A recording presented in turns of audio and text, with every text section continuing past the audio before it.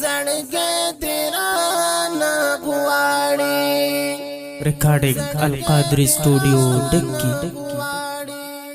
نو زړګې درانه غواړي خامخا یو ځل راشه پتا پسې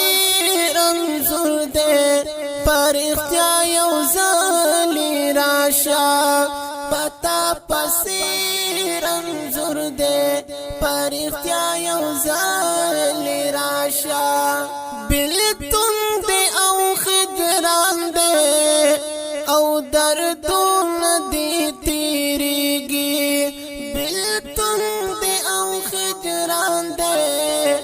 او دردونه دې تیریږي د خدای د پاره ګرانا